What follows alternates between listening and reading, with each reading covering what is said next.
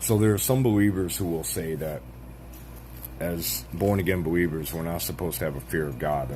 They'll say, I don't have a fear of God. Well, does Scripture contradict you, or does it support you on that? Let's find out. Job chapter 28. Let's start at verse 12. But where can wisdom be found? And where is the place of understanding?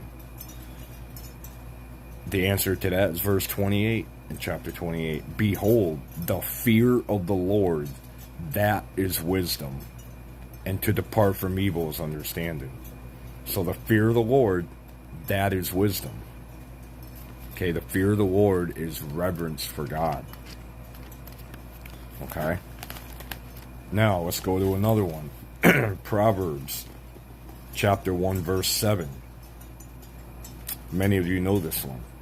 The fear of the Lord is the beginning of knowledge, but fools despise wisdom and instruction. Okay, listen to that. The fear of the Lord is the beginning of knowledge,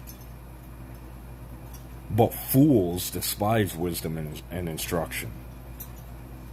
Okay? Think about that. Now here's another one. Romans chapter 3, verses 10 to 18. I'm not going to read the whole thing, but it starts off by saying, there's none righteous, no, not one. You know, and that applies to everyone who is not saved. Okay?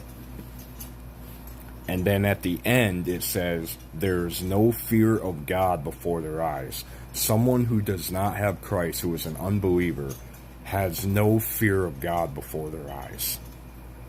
Okay? That's what that is saying. So if we're a born-again believer and we say that we have no fear of God, then what we just did was contradict the 3 scriptures that I just read. We just contradicted that. Especially the one here in Romans where it says, there's no fear of God before their eyes. That's talking about the person who does not have Christ. Okay? So we have to be very careful as believers to really study the Scripture, not to cherry pick Scripture and choose what we like and what we don't like. And we have to look at the context of things. We have to look at all of the Scripture when we're looking at something. Okay, it's very important to do that. So, I hope you guys have a blessed day. God bless you.